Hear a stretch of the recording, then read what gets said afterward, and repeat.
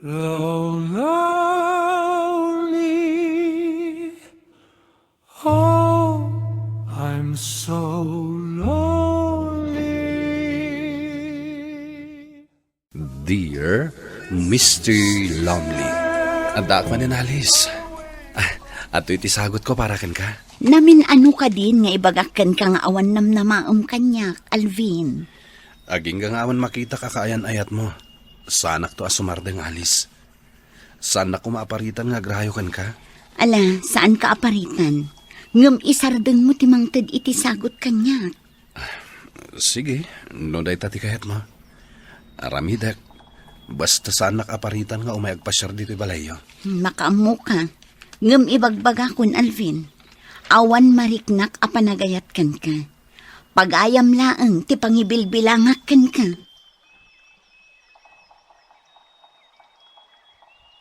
Kaano ka dasong batam ni Alvin? Nabayagan nga agar-aram kan ka. Ngan di ka matla maasyanan.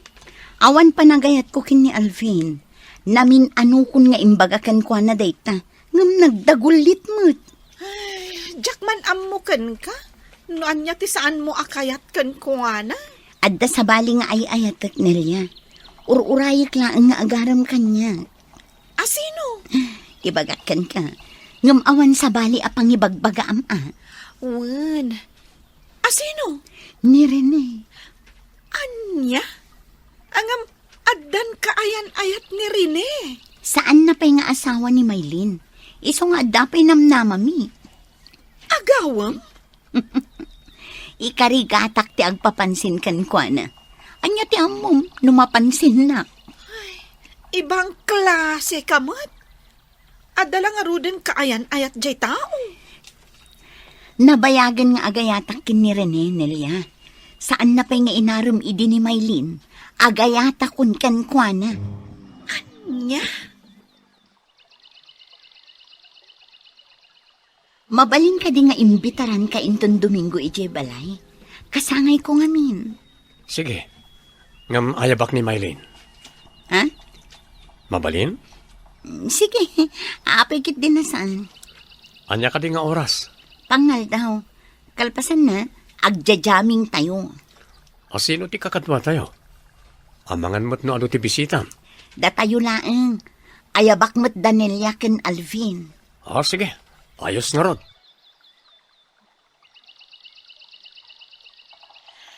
Ado ka di tinawis mo abisitam. Basit lang nanang. Da kami laeng nga aggagayam nga agkakaaruba. Ni Alben, inawis mo ka di may. Wan nanang. Masakitan lakit di dayjay no saan ko nga awisan. Uray saan ko akayat ni Alvin. Jak kayat apasakitan tirik nana. Gapu tagayam ti pangibilbilangak kan kwa na. Anya gamintisan mo apagayatan kinkwana kat nasingpet may. Nanang, narigat ama isuro ti puso. Sa bagay madkit di Ang mabalin may masursuro ti ayat. Jak kayat nanang. Ngamin, addan sa bali alinaon to'y puso. Asinaw. Maamuan yun to, nanang. Ala, ag-enjoy tayo lang. Ado ti mainom. Saan ko samat agabailan, Alice? Nabalatan ka kon? Ano kasta agawit ng arudan? No, saan mo nakabalan, ha? Sanda ko mapay matapanawan arin eh. Kaya't kayo pa yung makaduay ta kasangay ko. Yan sana nakabalan ni Maylin. Wan mat ngagpaiso, Alice. Sana bale? Ada akpay mat? Uwan nga kweso, Alice. Kaduanda ka. Aging ga akayat mo pa iti aginom. May mayat na ano ado tayo. Ay, kastoilangan. Oh my Maylin, maturog ka pa ilang ijay kwarto. Ringan ka into nagawid kayo kinirene. Okay ka, nilakan ka, Han? Okay, Han. Inang ngarudan maturog. Agidan tanton nga agawid. Oh my Rudan, Maylin. Kasano day ito yan? Naiturog mata ni Rene, iti lamisaan. Tulungan na, Alvin. Asibayan ta ni Rene kat paturog iti kwarto. Okay. Agiddandan ton nga gawid kini Maylin. Sika nga, Nelia. Kabalam ka di pa iti agawid. Asidag lang matibalay me. Kabalak pa iti agawid. Maturog ka lang dito eh. Saanan? Amang anong madanagan ni Nanang, no sana kung agawid. Pinasaya at Alvin, itulod mo ni Nelia. Saanan? Kabalak mo. Itulod kan. Tapno sigurado makakawid ka, Nelia. Okay. Sikati makamo. O na, pagtitinulungan tayo nga rungod. Nga si bayan ni Rene. Sikan tumat ngamin. Alis, pakbo ka. Pakbo iti baso ni Rene.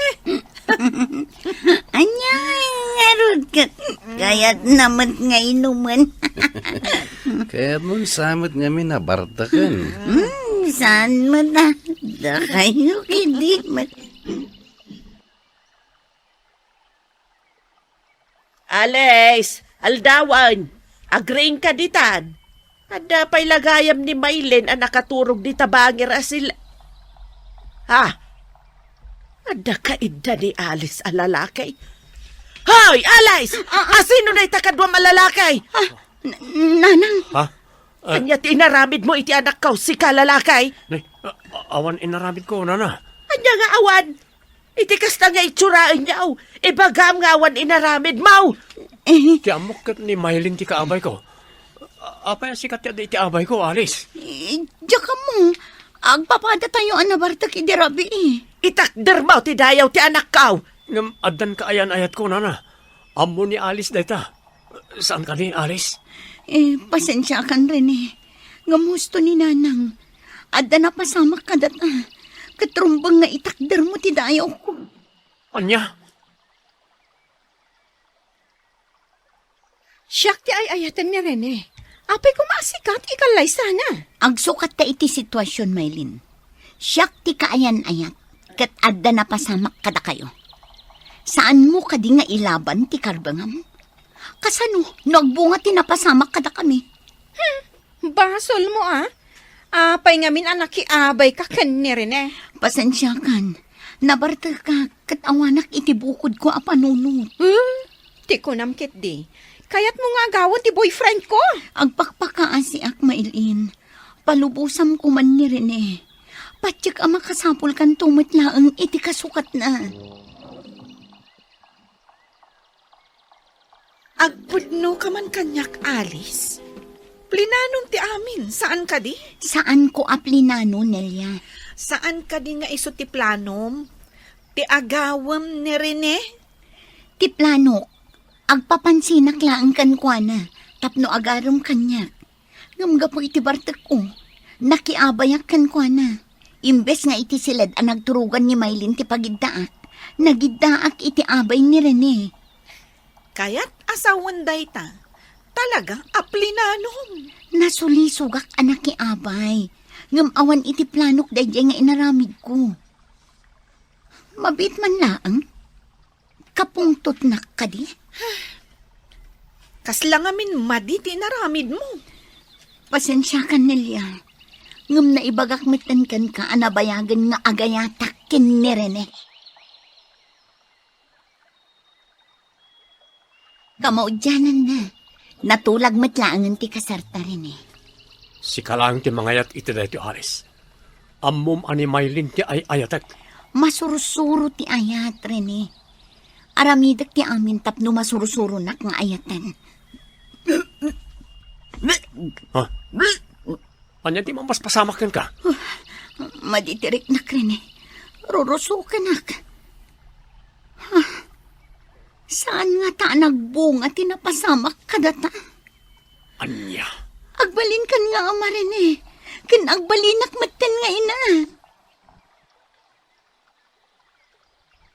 No saan ko nga impile ti panagkalay sayaw, di aganak ka kumabalasang. Nakaragrag sakak, nanang.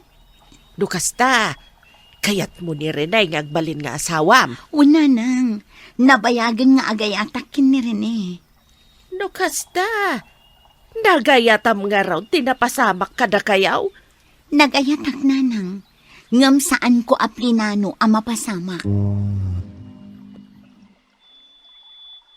Imbaglakit din tanasing putmat dagiti naganak ni Rene. Inikanda kayo itilo ti anang ipatakderan niyo mo iti basit apagyanan niyaw. Wen nga rod, nanang. Iti kasta, masurusuro mi mati tumakdar iti bukod mi. Asaan kami kano amang namnama kadakwada. Maalang nga rod anak ko. Agan-anad ka ijay. Ay, ayan nga min ni Rene. Apaya saan nakaakinadwaan nga umay magala ka dagiti kawismaw. Nabannog, nanang. Iso asyak laangan. Saan abali taas si daglaang mat. Exercise ko matan, ah. Ala, kadwaan kan amagawit kadagiti awit maw. Nabartak ka manin asimang putrene. Kanayon matlatan akas tatar aramidam. Apay, ada reklamo? Sikat yakin pagayatan iti da ito eh. Saan ka nagreklamo ng nyaman ti aramidag? Aramidak mati amin. Tapno laang maayat na, krene. Anya ka di pa'y tirumbang aramidak. Sana ka naragsak iti sidong mo. Kaputan ni Maylin ti ay-ayatag. Iso apulos asaan ka mat ngagragsak iti sidong ko. Agpada ta miserable. Saan kumamot akas ta rin eh? Aramidam kumamot ti obligasyon mo. Gaputag balin kanton nga ama. Kanya pa lang ti kayat mga aramidag ha. Ititid kong matkan ka di sweldok. Kurang ka di pa deta, ha? Saan ang kwarta ti tungtungan rin eh? Anya nga rod, panagayat? Saan kung ta maipaikin ka dayta, Aris? Tamdaanam dayta. Anya? Sino ti karupropa to'y anak mo, Alice? Kasla naggudwan niyo kan ni Rene. Nagunigmot day tan asan na ay? Saan ka kadian naragsak? Tanakaanak kan? Nakaanakak ngagpaiso. Ngam saan man la abimisita ni Rene dito ospital. Ma-discharge sakton inton, madam. Ngam talaga saan abimisita dito ospital.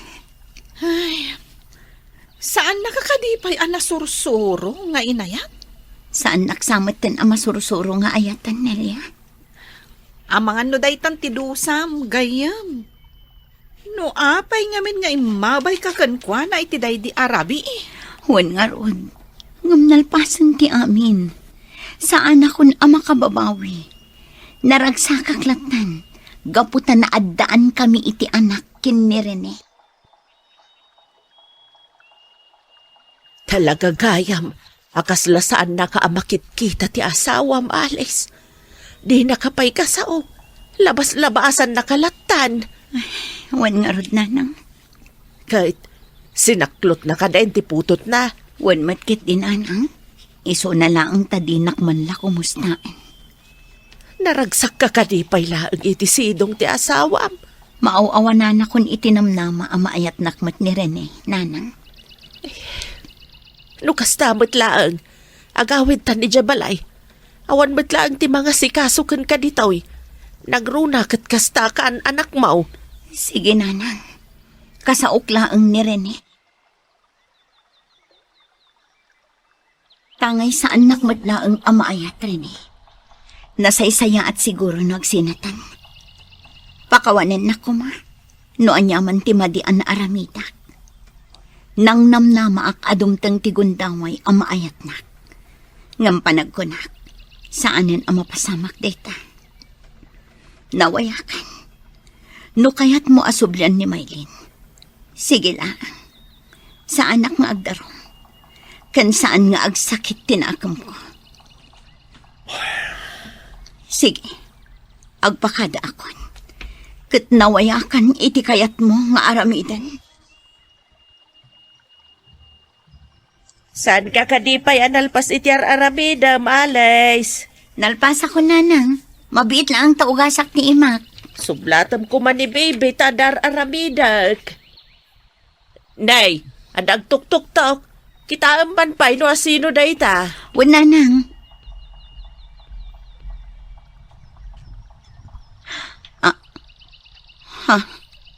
Rene? Saan nakadya pa unagan? Sige, umunag ka.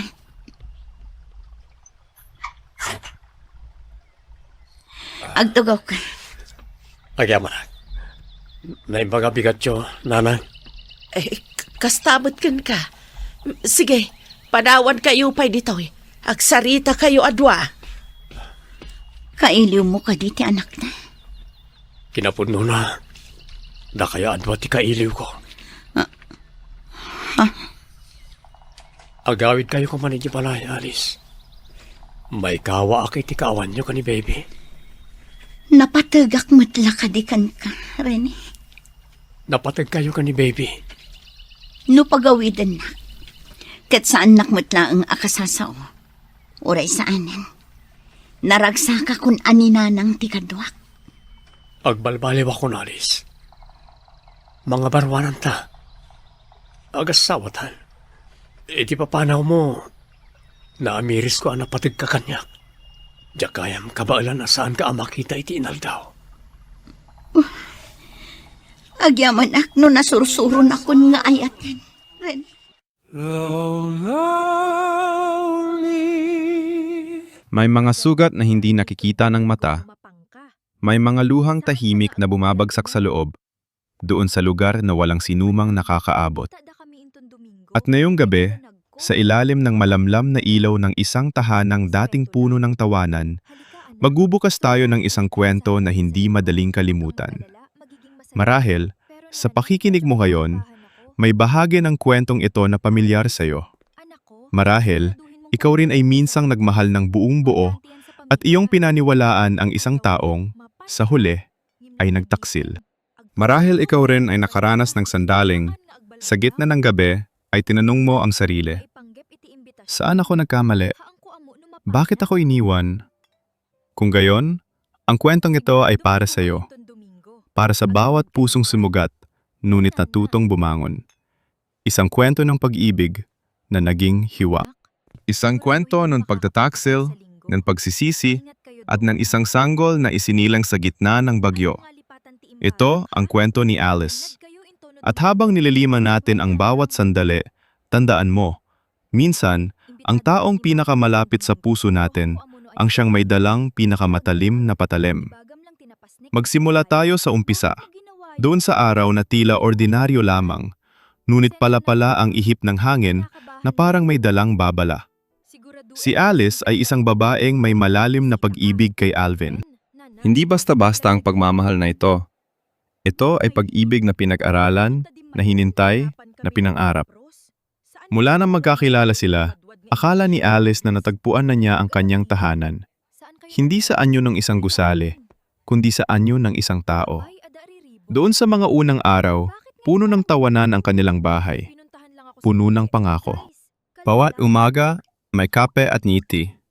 Bawat gabi, may yakap at salita ng pagmamahal. Iyon ang pangarap ni Alice. Iyon ang mundo na pinaniwalaan niyang mananatili magpakailanman. Ngunit ang buhay, mga kaibigan, ay hindi palaging tapat sa ating mga pangarap. May mga sandali na unti-unting nagbabago ang lahat, na hindi natin namamalayan. Hanggang sa isang araw, magising tayo sa katotohanang malayo na pala ang taong dating napakalapit. Subalit sa mga huling araw, naramdaman ni Alice na may nagbabago. Tahimik si Alvin. Malayo ang tingin. Para bang nasa katabi niya ang katawan, ngunit nasa ibang lugar ang isip at puso. Nawawala ang dating init ng kanyang mga yakap. Nagiging maikli ang kanilang mga usapan. At doon sa mga gabing dati ay puno ng kwentuhan, na yon ay puno na lamang ng katahimikan na nakakabingi. Hindi maipaliwanag ni Alice ang nararamdaman. Ngunit alam ng puso ang hindi kayang sabihin ng salita. May isang boses sa loob niya na nagbabala. May mali, may nawawala, may itinatago. At gaano man niya subukang ikaila, Lumalakas ng lumalakas ang boses na iyon sa bawat araw na lumilipas. Dear Mr. Lonely, bulong ni Alice sa sarili, na parang sumusulat ng liham na hinding-hindi maihahatid. Ano ba naman ito, Alvin? Bakit ganitong sagot mo sa akin? Bakit parang ang dami mong itinatago? Tumindig si Alice. Nilapitan niya si Alvin at sa boses na nangkinginig, tinanong, bakit parang gusto mong lumayo? Saan ako nagkamali? Saan ka napadpad nang lumalayo ka? Sabihin mo sa akin, Alvin. Ngayon, bigyan mo ako ng kasagutan. Subalit ang lalaki, hindi sumagot agad. Iniwas ang mata. At sa pananahimik na yon, doon na nagsimulang gumuho ang mundo ni Alice. Sapagat alam natin, ang katahimikan minsan ang pinakamalakas na sagot. Sige, wika ni Alvin sa wakas. Kung iyan ang gusto mong marinig, sasabihin ko, pero hindi mo ito magugustuhan. Huminga ng malalim si Alice. Inihanda ang puso. Ngunit walang sinumang tunay na nakakahanda sa salitang susunod. Hindi na ako masaya, Alice, sabi ni Alvin. Matagal na akong nag-iisip. At may iba na. Tumigil ang oras. Naramdaman ni Alice na parang bumigat ang dibdib, na parang may kamay na pumiga sa kanyang puso hanggang sa hindi na makahinga. May iba na? Ulit niya. Halos pabulong. Sino? Sino siya, Alvin? At dito nagsimula ang lahat. Sapagkat ang pangalan na binanggit ni Alvin ay hindi pangalan ng estrangero, ito ay pangalan na kilalang-kilala ni Alice. Pangalan ng isang taong pinagkatiwalaan niya. Pangalan ng isang taong tinanggap niya sa kanilang tahanan na parang kapatid. Si Rene, sabi ni Alvin. Si Rene, ang kaibigan, ang malapit, ang taong umupo sa kanilang hapag, kumain sa kanilang pagkain, tumawa sa kanilang mga biro. Si Rene pala ang dahilan kung bakit unti-unting nawawala ang lalaki sa tabi ni Alice. Bumagsak ang mundo ni Alice sa isang iglap. Naalala niya ang lahat ng sandaling magkakasama sila ni Rene. Ang mga ngiting akala niya ay tapat, ang mga salitang akala niya ay totoo. Lahat ng iyon, ngayon, ay parang mga mukha ng kasinungalingan. Paano nangyari? Kailan nagsimula? Gaano katagal silang nakukunwari sa harap niya, habang sa likod ng kanyang likuran, isinusulat na nila ang katapusan ng kanyang pag-ibig. Bakit? Tanong ni Alice, na ang boses ay halos hindi na lumalabas. Bakit siya, Alvin? Sa lahat ng tao sa mundo, bakit kailangan pang ang taong tinanggap ko sa ating tahanan? Ang taong inaruga ko na parang kapamilya? Walang sagot si Alvin, sapagkat walang sagot na sapat. Walang dahilan na makakapagpaliwanag ng ganitong sakit. At sa katahimikan ng lalaki, naunawaan ni Alice ang isang malupit na katotohanan. Minsan, ang mga taong pinakamalapit sa atin ang siyang may pinakamalaking kakayahang sumakit dahil sila ang nakakaalam kung saan tayo pinakamahina. Ngunit hindi pa rito natatapos, sapagkat ang sakit na ito ay parang ugat ng puno. Habang hinuhukay mo, mas marami kang natutuklasan at mas malalim ang nararating mo sa lupa ng pighati. Lumipas ang ilang araw. Sinubukan ni Alice na unawain. Sinubukan niyang magpaliwanag na baka maliwanagan, na baka maibalik ang nawala. Ngunit sa halip na lumiwanag, mas dumilim ang lahat. Sapagkat may iba pang nagaganap sa likod ng kanyang likuran na hindi pa niya batid. May isang babae sa kwentong ito na ang pangalan ay Maylin. Sa simula, mukhang inosente, mukhang ordinaryo lamang. Ngunit ang mga taong tila pinakatahimik, sila rin minsan ang may pinakamatinding lihim. Isang araw, nag-anyaya.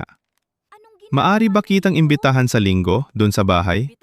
Tanong sa isa't isa ng mga magkakakilala. Kaarawan kasi. Magdiriwang tayo. Tatayo lang. Tayo-tayo lamang. Walang ibang bisita. Tila simpleng salusalo. Tila pagtitipon ng magkakaibigan. Ngunit sa likod ng bawat ngiti, may mga matang nagmamasid. May mga pusong may agenda. At doon sa salusalong iyon, kung saan dumaloy ang alak at tumagal ang gabi, doon nahubad ang mga maskara. Sa simula, masaya ang lahat.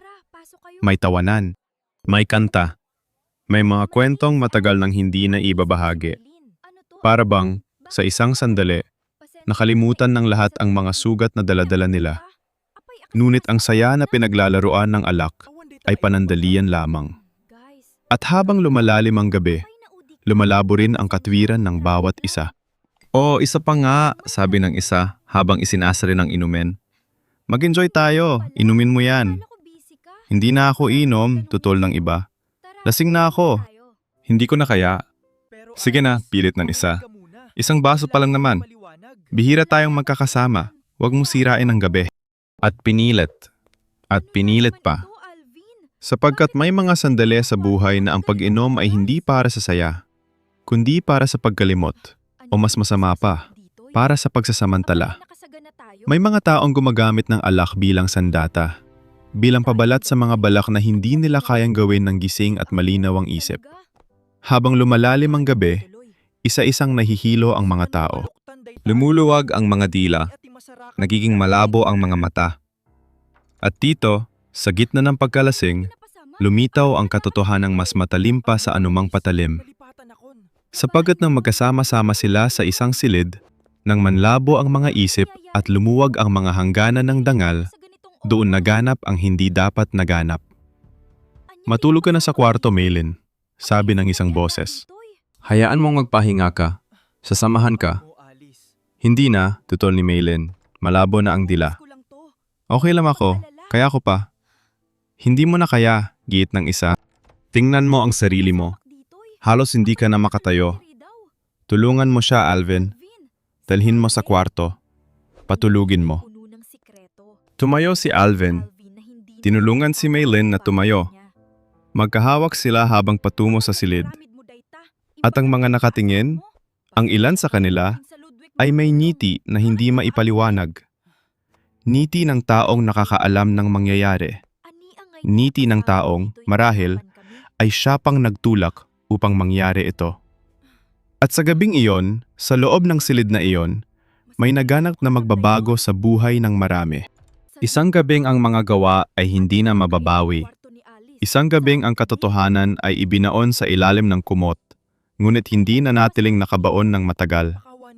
Sapagkat ang ibinaong lihim, tulad ng buto sa lupa, balang araw ay tutubo. At kung minsan, ang tumutubo ay hindi bulaklak, kundi sumpa.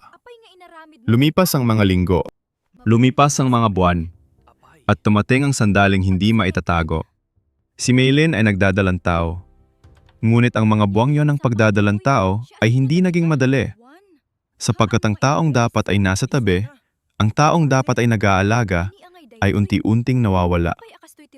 Sa simula, may pangako si Rene. May mga salita ng pag-aaruga.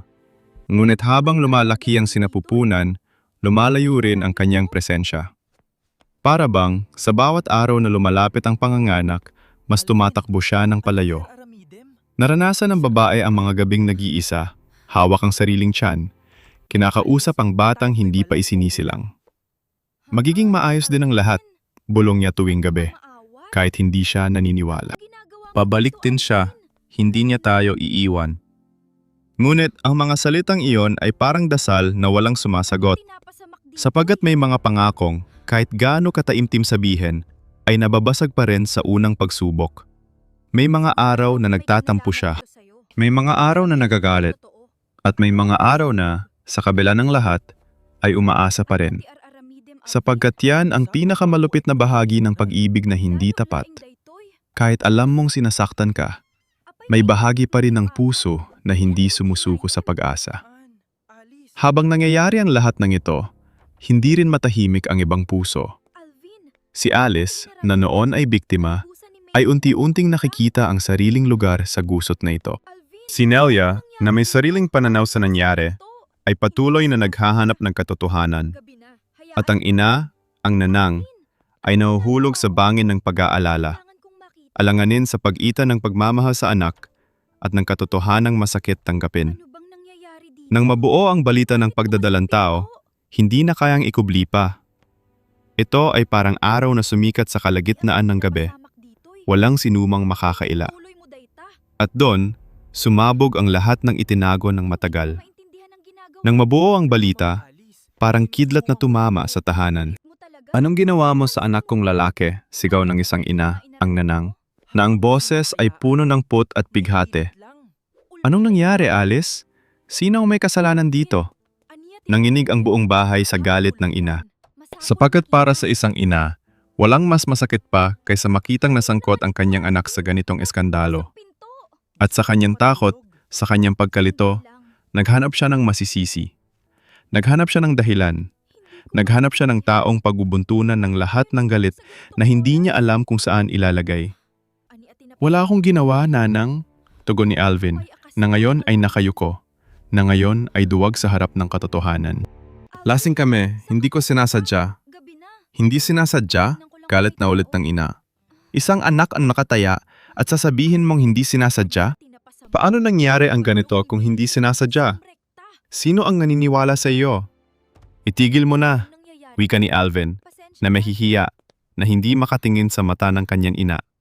Aminin ko, ako ang may kasalanan. Ngunit hindi ko alam kung paano ito naganap. Para bang panaginip na ayaw kong gisingin? Panaginip?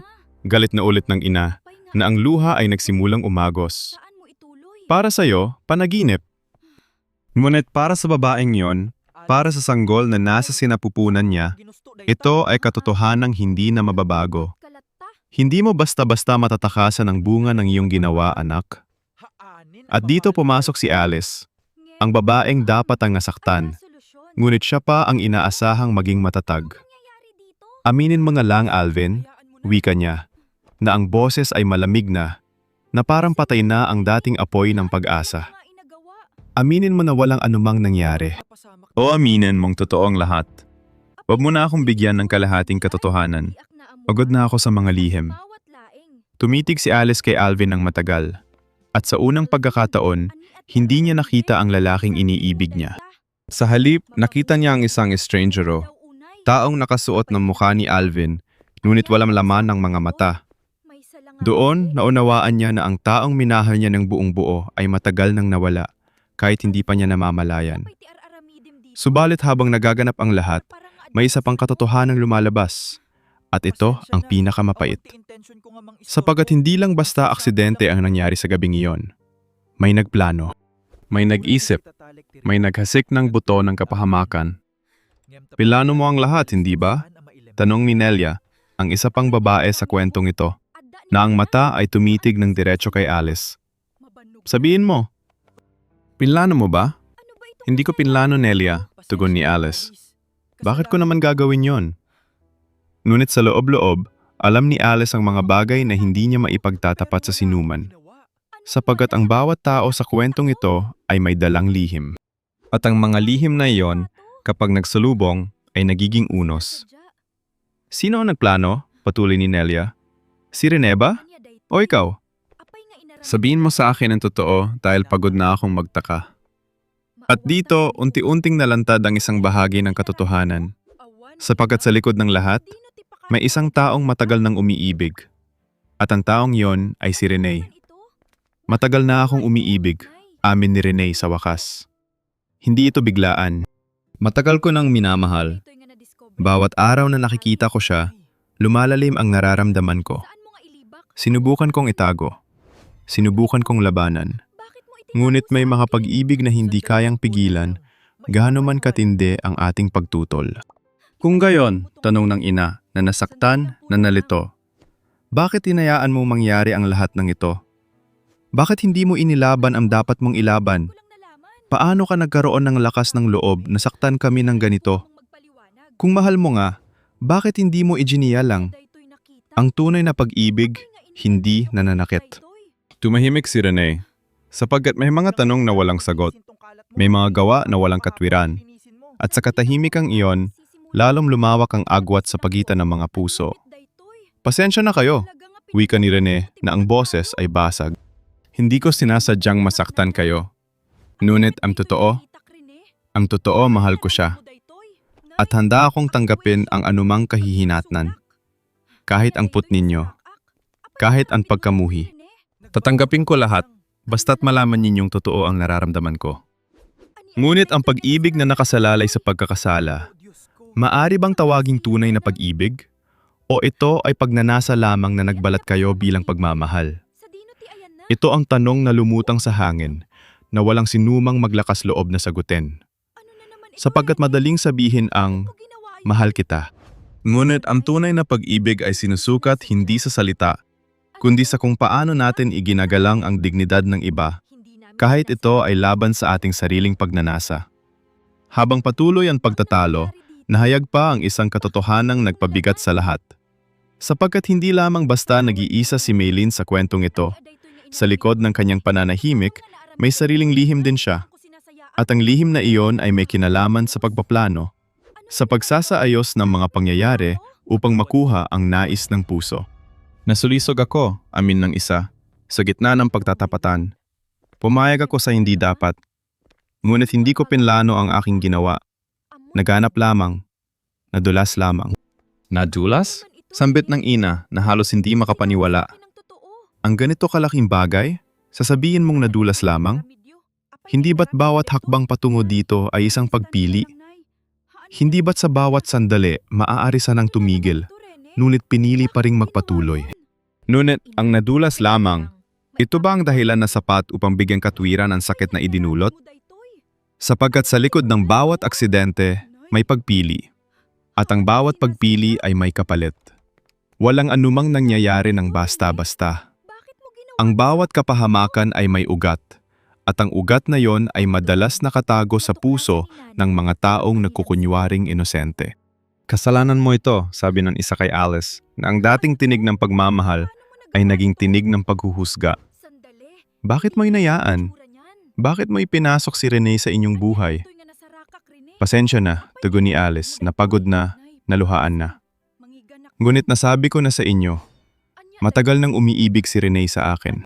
At ang katotohanan iyon ay hindi ko maitago habang panahon. At dito natin makikita ang pinakamasalimuot na bahagi ng kwento. Sapagkat ang pag-ibig dito ay hindi tuwid.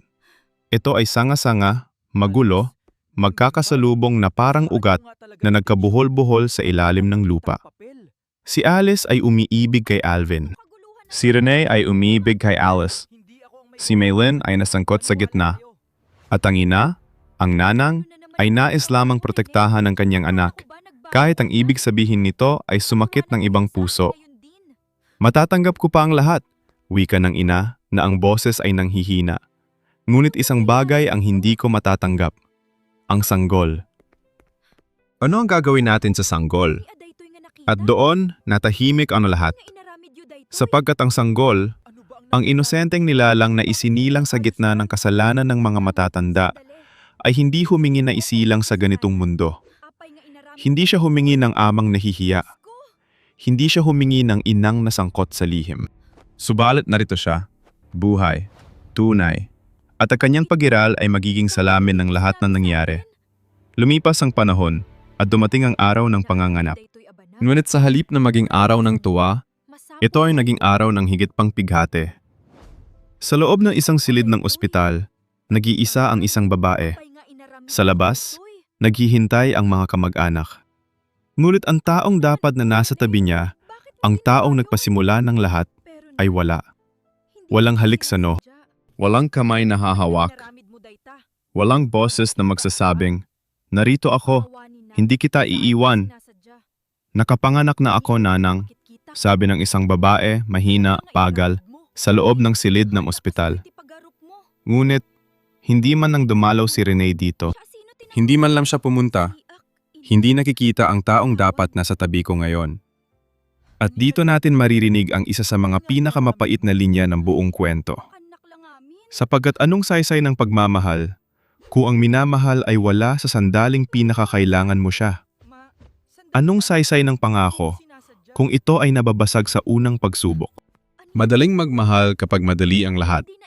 Ngunit ang tunay na pag-ibig ay nasusukat sa mamasandali ng hirap. At sa sandaling iyon, nabigo ang lahat. Hindi siya dumalaw, ulit ng babae, na ang luha ay tahimik na umaagos. Lahat ng sakit na pinagdaanan ko upang isilang ang batang ito. At hindi man lang siya narito. Akala ko, ang pag-ibig ay sapat na. Akala ko, kung tutuusin, hindi niya ako iiwanan. Ngunit mali ako. Napakalaking mali. Tinitigan niya ang sanggol sa kanyang mga bisig. Maliit. Mahina. Walang malay sa lahat ng nangyayari. At sa gitna ng kanyang sakit, May sumibol na bagong klase ng pagmamahal. Pag-ibig na hindi nakasalalay sa sinuman, kundi nakatuon lamang sa maliit na nilalang na ngayon ay ganap na umaasa sa kanya. Sa labas ng silid, nag-uusap ang mga matatanda. Madidischarge na siya bukas, madam, sabi ng doktor. Ngunit ang katawan na gumagaling ay hindi nangangahulugang gumagaling din ang puso. Sapagkat may mga sugat na hindi kayang pagalingin ng anumang gamot, may mga lungkot na hindi mawawala sa pag-inom ng anumang reseta. Bakit ganito? Tanong ng ina na nasasaktan para sa kanyang anak. Anong klaseng pag-ibig ito? Kung mahal mo nga ang isang tao, hindi mo siya iiwanan sa ganitong sandali.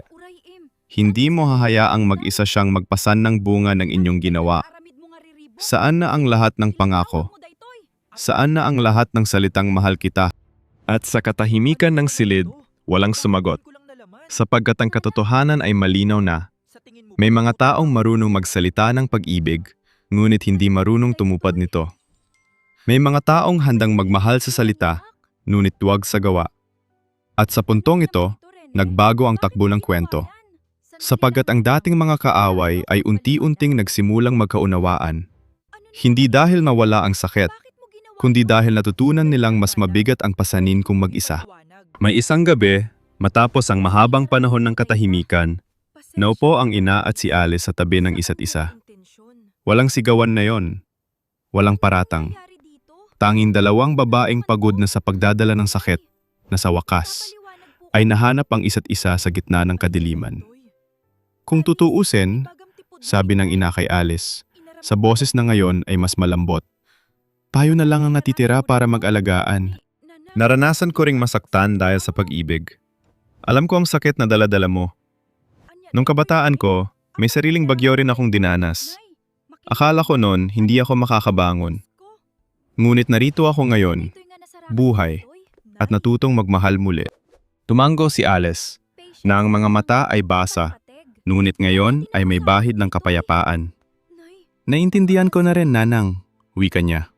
Marahil ang dapat nating gawin ay alagaan ng sanggol. Kahit sino pa ang ama, kahit gaano kalalim ang sugat. Ang batang yon ay inosente. Hindi niya kasalanan ang mga pagkakamali ng mga matatanda. Tama ka, anak, wika ng ina. Sa lahat ng nangyari, isa lang ang tiyak. Ang batang yon ay biyaya, hindi sumpa. At kung magkakaisa tayo, maalagaan natin siya ng maayos. Maibibigay natin sa kanya ang pag-ibig na nararapat sa kanya kahit pumalpak ang lahat ng iba pa. At dito, sa gitna ng lahat ng pighati, nagsimulang sumibol ang isang bagay na hindi inaasahan. Ang awa. Sapagkat sa dulo ng pot, kapag napagod na ang puso sa pagdadala ng galit, ang natitira na lamang ay pag-unawa. At sa pag-unawang yon, may natatagpuan tayong kapayapa ang hindi kayang ibigay ng paghihigante. Patawarin na natin, wika ng ina, halos pabulong. Hindi dahil tama ang ginawa nila, kundi dahil ang galit ay parang bigat na hindi natin kayang dalhin habang panahon. Sa bawat araw na kumakapit tayo sa pot, tayo rin ang nasasaktan. Tayo rin ang nababalot ng dilim. Subalit hindi lahat ay handa ng magpatawad. Sapagkat may mga sugat na masyadong malalim, may mga taksil na masyadong matalim. At habang ang ilan ay piniling magpakawala, ang iba ay piniling kumapit pa rin sa galit. Dahil sa kanila, ang pagpapatawad ay parang pagsuko. Ngunit ang totoo, mga kaibigan, ang pagpapatawad ay hindi pagsuko. Ito ay pinakamataas na anyo ng lakas. Sapagkat kailangan na higit pang tapang upang magpatawad kaysa magtanim ng galit. May mga gabi na hindi makatulog si Alice. Iniisip ang lahat ng nawala. Ang pangarap na nawasak. Ang pag-ibig na nagtaksil. Ang tahanan na dating puno ng tawanan, na ngayon ay puno na lamang ng alaala. Ngunit sa bawat umaga, kapag naririnig niya ang iyak ng sanggol, naalala niya kung bakit kailangan niyang bumangon. May buhay na umaasa sa kanya. At yon, sa kanya, ay sapat ng dahilan upang ipagpatuloy ang paglaban. Dumating ang araw na may kumatok sa pinto. Sino yan? Tanong ng isa. Walang sumagot agad. Pagkatapos, isang pamilyar na mukha ang sumilip. Si Rene, sa wakas, ay dumating. Aray, sabi niya, na ang boses ay mahina, puno ng kahihiyan. Maari ba akong pumasok? Tumahimik ang lahat. Sapagkat ang taong matagal na nilang hinahanap, ang taong nawala sa pinakakritikal na sandali, ay narito na ngayon. Huli na, ngunit narito. At sa kanyang mukha, makikita ang bigat ng mga araw na lumipas. Payat na siya. Malalim na ang mga lambong sa ilalim ng kanyang mata. Para bang dinala niya sa kanyang katawan ang lahat ng pagsisising hindi niya nasabi. Bakit na yun ka lang? Tanong ng isa. Kung saan-saan ka, ngunit nang kailangan ka, wala ka. Nang nanganganak siya, wala ka. Nang naghihirap siya, wala ka. At ngayong tapos na ang lahat, siya ka lang sumulpot? Pasensya na, tugon ni Rene. Wala akong maidadahilan. Alam kong huli na ang lahat. Tinakbuhan ko ang aking responsibilidad. Natakot ako. Nagduwag ako. At sa aking pagkaduwag, iniwan ko siya sa sandaling pinakakailangan niya ako. Walang salitang sapat upang ibalik ang nawala. Ngunit nais ko lamang makita ang anak. At makita ka. Nagtinginan ang mga tao sa silid. May galit pa rin sa ilang mata. May sakit. Ngunit may isa ring bagay na nagsimulang lumambot. Sapagkat sa harap ng tunay na pagsisisi, kahit ang pinakamatigas na puso ay nahahati. At sa sandaling yon, dinala nila si Rene sa silid kung saan naroon ng sanggol. Tiningnan niya ang maliit na nilalang, ang batang nagmula sa kanyang kasalanan. Ngunit walang malay sa lahat ng dramang nakapaligid dito. At sa unang pagkakataon, naramdaman ni Rene ang bigat ng kanyang mga ginawa. Maliit na bata, bulong niya, habang ang luha ay nagsimulang umagos. Ikaw ang naging bunga ng lahat, ngunit hindi mo kasalanan ito. Wala kang kasalanan sa anuman. Ang lahat ng pagkakamali ay sa amin, sa mga matatanda na dapat ay mas marunong, ngunit nabigo. Hinawakan niya ang maliit na kamay ng sanggol, at sa pagdampi ng kanyang daliri sa balat ng bata, may pumutok sa loob niya. Isang luhang matagal niyang ikinubli. Doon, naunawaan niya ang lahat. Naunawaan niya na ang ilang bagay na nawasak ay hindi na kailanman maibabalik. Na ang ilang pagkakamali ay nagiiwan ng peklat na dadalhin habang buhay. At dito natin maaaninag ang pinakamalalim na aral ng kwento. Sapagkat ang mga matatanda ay nagkasala, ngunit ang bata ang nagpasan ng bunga. Ang mga puso na nakatatanda ay nasugatan, ngunit ang inosenteng sanggol ang nag-iwi ng pag-asa para sa kinabukasan. Sa gitna ng lahat ng dumi at sakit, ang batang iyon ang nanatiling malinis. Paalala na, kahit sa pinakamadilim na kwento, may liwanag pa ring sumisilang. Nais kong makasama kayo, wika ni Rene, na nakaharap kay Alice. Nais kong maituwid ang lahat, kahit alam kong hindi na maibabalik ang nawasak. Bigyan mo lang ako ng pagkakataon. Hayaan mong patunayan kung nagbago na ako. Ngunit si Alice, ang babaeng dumanas ng lahat, ay tumitig sa kanya ng matagal. At sa wakas, sinabi ang mga salitang nagbela ng wakas sa isang yugto ng kamilang buhay. Rene, wika niya, na ang boses ay panatag na ngayon. May mga bagay na hindi na maibabalik. May mga sugat na hindi na maaalis. Ngunit hindi ko hahayaang ang galit ang maghari sa puso ko habang buhay. Para sa kapakanan ng bata, magkakaunawaan tayo. Ngunit huwag mong ipagkamali ang pag-unawa sa muling pag-ibig. At doon, naunawaan ni Rene. Naunawaan niya na ang pagpapatawad ay hindi nangangahulugang pagbabalik. Na ang ilang pinto, kapag nagsara, ay manatiling nakasara magpakailanman. Hindi dahil sa galit, kundi dahil sa karunungan. Salamat Alice, wika ni Rene, sa lakas. Hindi ko ito nararapat, ngunit salamat. Lumipas ang mga araw, at unti-unting humupa ang bagyo.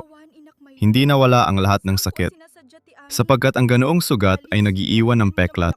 Ngunit sa gitna ng peklat na yon, natutunan ng bawat isa ang isang aral na hindi nila malilimutan. Natutunan ni Alvin na ang pagtataksil ay hindi nagdadala ng kaligayahan, kundi ng pagsisisi.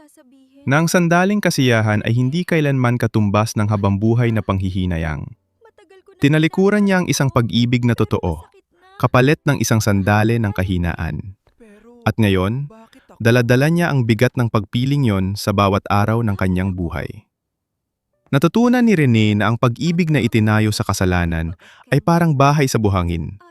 Gaganda sa simula, ngunit babagsak sa unang ulan. Na ang pagnanasa na isinusuot bilang pag-ibig ay laging mabubunyag sa huli.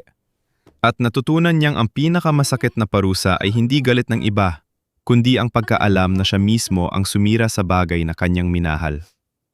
Natutunan ni Maylin na ang mga lihim, gaano man kaganda ipinili, ay laging may araw ng paglantad. Na ang mga balak na itinatago sa dilim ay sasambulat din sa liwanag. At natutunan niyang ang nakuha sa daya ay hindi kailanman magiging tunay na pag-aari.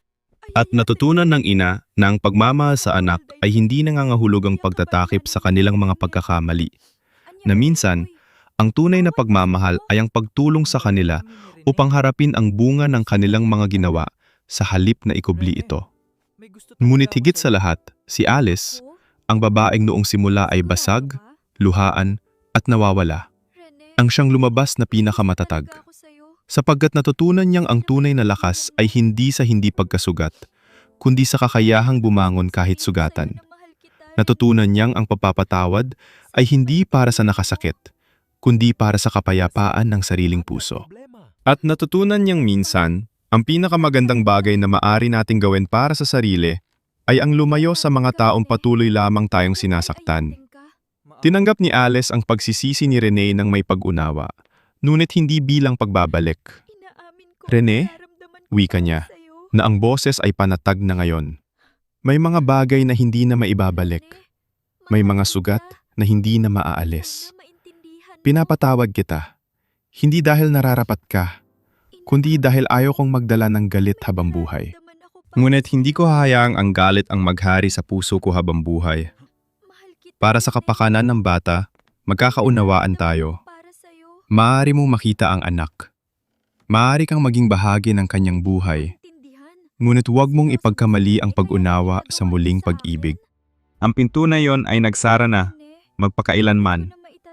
At doon, naunawaan ni Rene.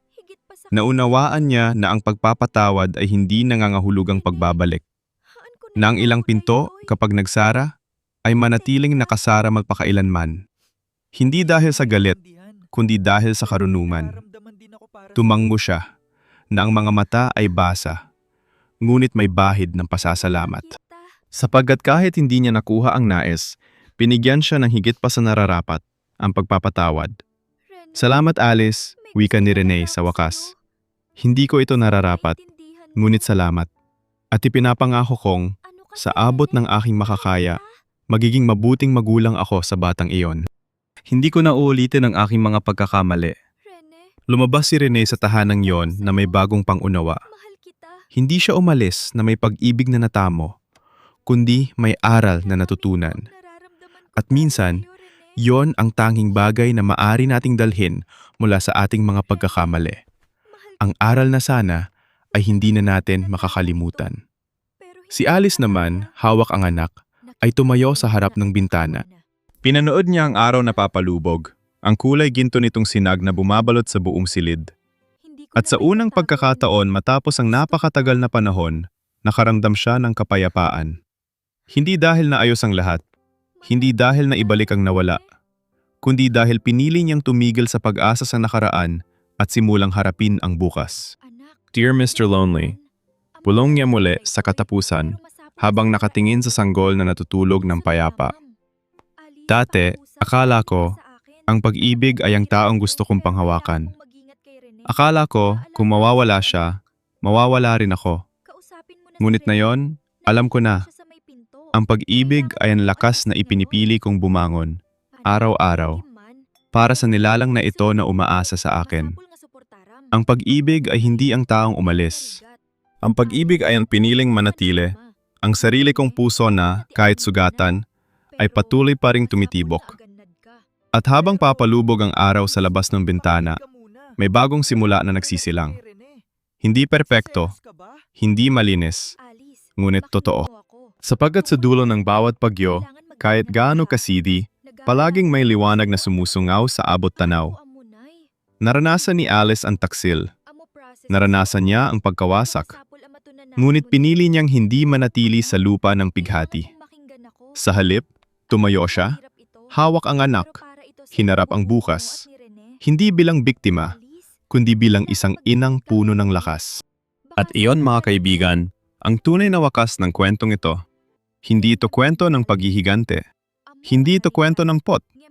Ito ay kwento ng isang babaeng natutunang magmahal muli. Hindi sa taong nagtaksel, kundi sa sarili niya at sa buhay na ipinagkatiwala sa kanyang mga bisig. Si Alvin na nawalan ng lahat, ang pag-ibig na tinalikuran niya at ang respeto na hindi na niya nabawi, natutong mabuhay kasama ang pagsisising hindi na mawawala. Si Rene na natutong maging magulang sa malayo, na sa bawat pagdalaw sa anak ay naalala ang lahat ng kanyang nawasak. At si Maylene na natutong ang nakuha sa pamamara ang hindi tapat ay hindi kailanman magdadala ng tunay na kaligayahan. Bawat isa sa kanila, sa sariling paraan, ay nagpasa ng bunga ng kanilang mga pinili. Ngunit si Alice, siya ang nagningning. Hindi dahil perpekto ang kanyang buhay, kundi dahil pinili niyang ipagpatuloy ito ng may dignidad. Lumaki ang kanyang anak na napapalibutan ng pag-ibig.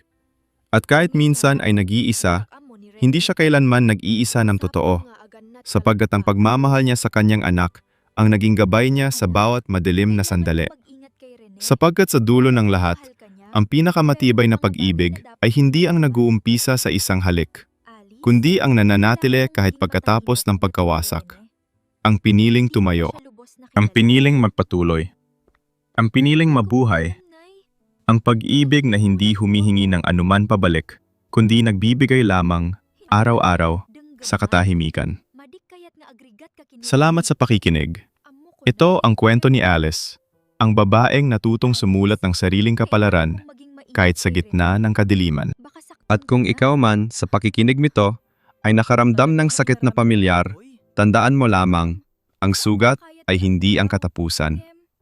Ito ay simula lamang ng iyong muling pagbangon, sapagkat ang bawat bagyo, gaano man katindi, ay may katapusan.